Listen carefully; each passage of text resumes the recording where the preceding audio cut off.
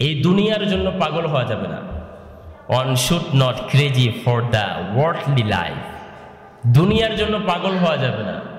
দুনিয়াটা কি এ বিষয়ে আপনাদের সামনে আমি একটা হাদিস বলতেছি। হাদিসটা খুব মনোযোগ দিয়ে শুনেন। তিরমিজি শরীফের 2320 নম্বর হাদিস।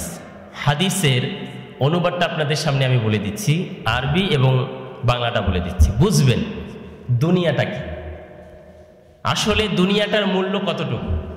একটা প্রশ্ন যদি আমাকে করেন যে হুজুর এই পুরো পৃথিবীটা আল্লাহর কাছে কতটুকু দাম, প্রশ্নটা কি, এই পুরো পৃথিবীটা আল্লাহর কাছে কত দাম, প্রশ্ন কিনা?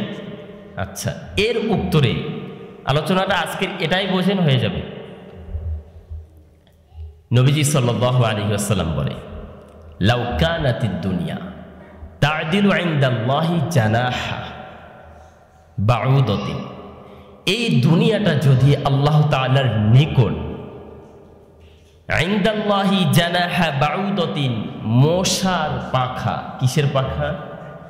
মশার পাখার সমপরিমাণও যদি হতো, একটা মশার পাখার সমপরিমাণও যদি এই দুনিয়াটার মূল্য যদি আল্লাহর কাছে এতটুকু হতো, মা সাকা কাফিরন মিনহা শারবাতা মাই, আল্লাহ একটা কাফের কেউ এক ঢোক পানি পান করাতেন।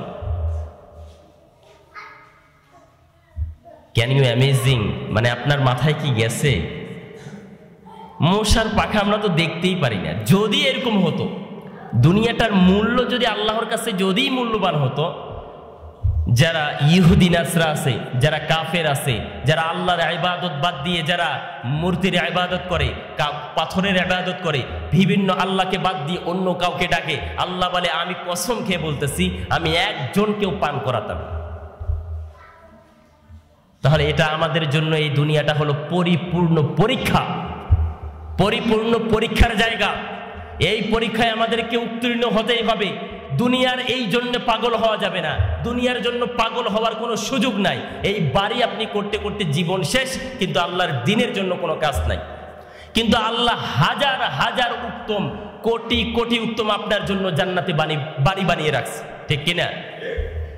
একটা করে স্বর্ণের ইট থাকবে, একটা করে রূপার ইট থাকবে, আর একটা ইট কিনতে স্বর্ণের আপনার জীবন কেন, আপনার বাপ দাদা 14 গোষ্ঠীও পারবে না। পারবে? তা আল্লাহর কাছে এই দুনিয়ার কোনো মূল্য নাই। একটা মশার যে মূল্য আছে, ওই মশার যে পাখা আছে, ওই পরিমাণও আল্লাহর কাছে এই দুনিয়ার কোনো মূল্য নাই। এই জন্য দুনিয়ার জন্য কোনো রকমের পাগল হওয়া যাবে না। বিবি বাচ্চার জন্য পাগল হওয়া যাবে না। দেখবেন ফিলিস্তিনে সেকেন্ডও লাগে না, হাজার হাজার লাশ পড়ে যাচ্ছে, চোখের সামনে সন্তানের লাশ পড়ে যাচ্ছে, চোখের সামনে মা বাবার মৃত্যু হয়ে যাচ্ছে, শহীদ হয়ে যাচ্ছে, বাড়ি গাড়ি সবকিছু তাদের বিলীন হয়ে গেছে, বিল্ডিং সেকেন্ডের মধ্যে ধসে গেছে। ইসরায়েল আমাদেরকে শেষ করে দিচ্ছে। এটা পরীক্ষা। এর মানে এই নয় যে তারা একদম শেষ হয়ে যাচ্ছে, ধ্বংস হয়ে যাচ্ছে, তাদের জন্য পরকালে জান্নাত অপেক্ষা করতেছে, ঠিক কিনা? আমাদের জন্য সেই জায়গাটা আমাদেরকে তৈরি করতে হবে। আমরা যেন এমন যেন না হয়ে যাই, দুনিয়ার জন্য পরিপূর্ণ পাগল হয়ে যাই। এই পাগল হওয়ার কারণে আমাদের পরকাল বরবাদ হয়ে যাবে, জান্নাত থেকে আমরা বিচ্ছিন্ন হয়ে যাব। এমন কি হওয়া যাবে? এই হাদিস থেকে শিক্ষা নেওয়া উচিত।